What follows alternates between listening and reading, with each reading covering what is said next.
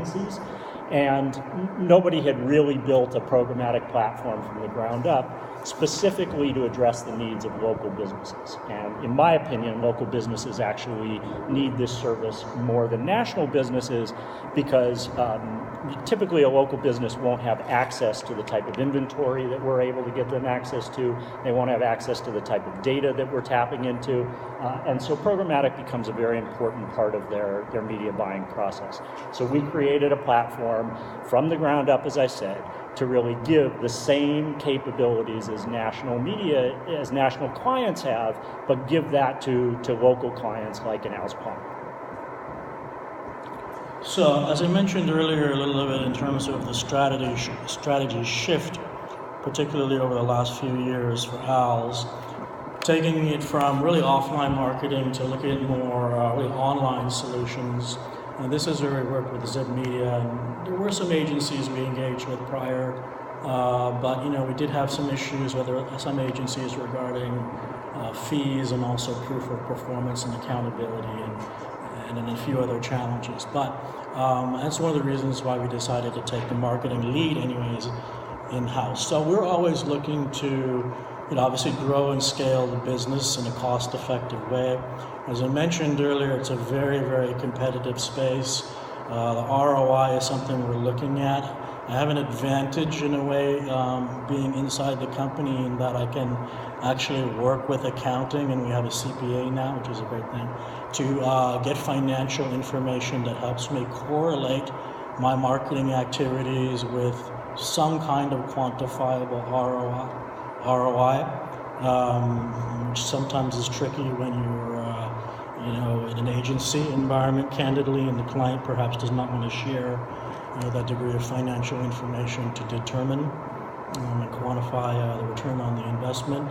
We're always trying to improve brand loyalty, and we have had some success with that through Zip Media's services in that we have an increased count of repeat business from past customers.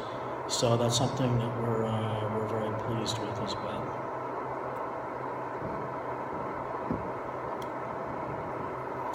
So when we actually started with Zip Media, we kind of went through a few phases, candidly. They were new to us, we were new to them. We had some experiences, and I'll admittedly say we felt like we were burned by some other agencies. And we wanted to test the waters. And what I mean by that is we initially made a $5,000 investment in our spend with Zip Media. We started with video pre-roll on local websites because we don't want to obviously be advertising to someone in Chicago and have them see our commercial when clearly we're not in a service location to service them. So we started with local businesses.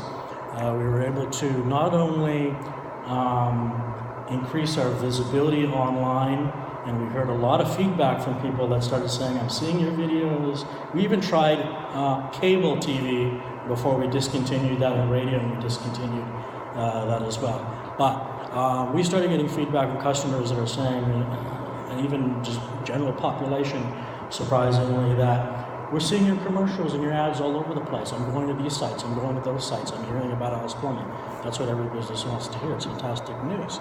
Now we're getting more calls from prospective customers as a result of that. And really interesting to note is we started getting data that showed that people are watching our commercials for a longer duration. So you know how you go to YouTube, and if anyone is impatient as I am, you want to watch a video and the ad comes on and you have to watch for 3 seconds, and you're dying for 3 seconds to come up so you can close the ad and move on. And we actually had 15-second, 30-second spots, and we were getting, on average, about 75% viewable rate. So we were very pleased that we had commercials and media that were engaging for the audience. A little bit about the demographics for Al's. Now, we're a niche company as far as plumbing and HVAC repair goes. So our typical customer is 35 plus. We're not looking for young people. We're not looking for renters.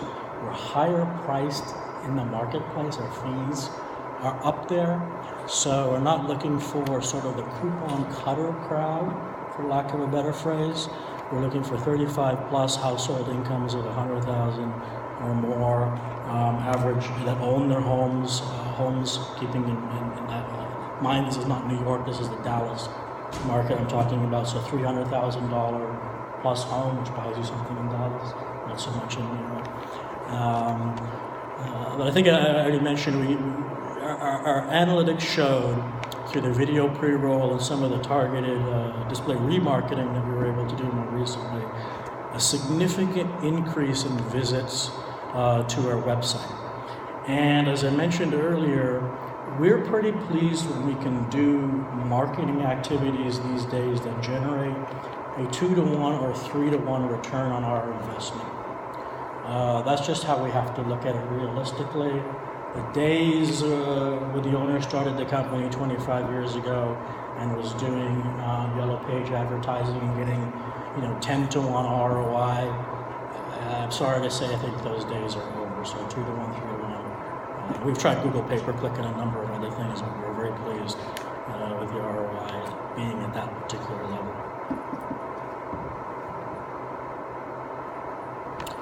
So one of the things that we've tried to do, as I mentioned, being a bit of a boutique, higher end, for lack of a better phrase, service providers, we don't do a lot in terms of coupons. We price highly, we price aggressively. We feel that if we deliver good service and good quality repairs with technicians that are trained, background checked, drug tested, give a white glove treatment, that we can price accordingly in the marketplace.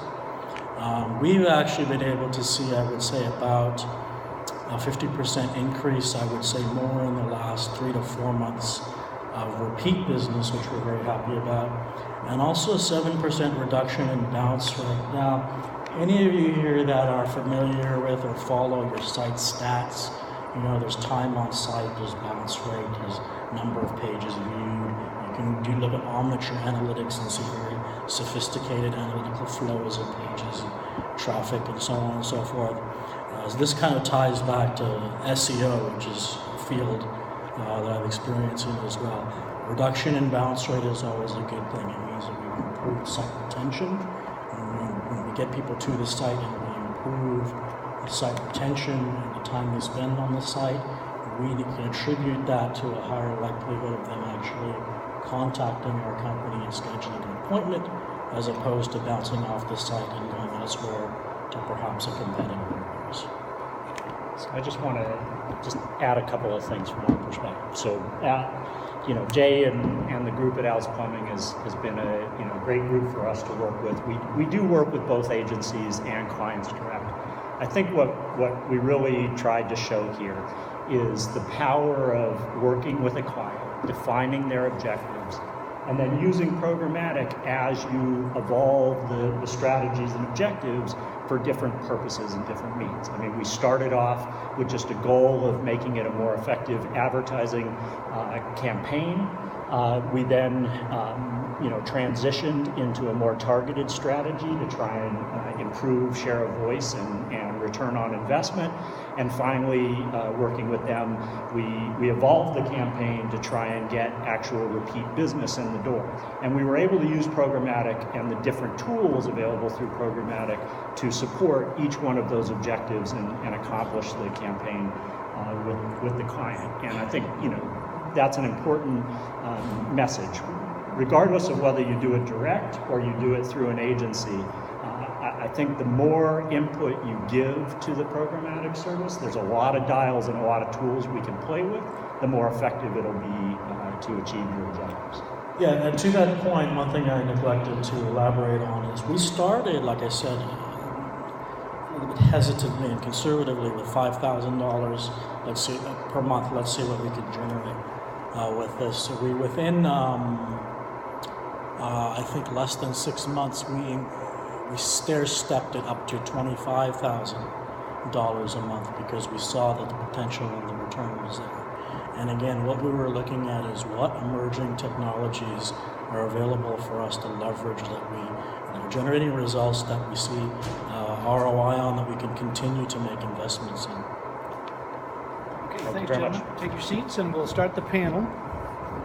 I'm actually going to start the panel with a question for Jay, so hurry. The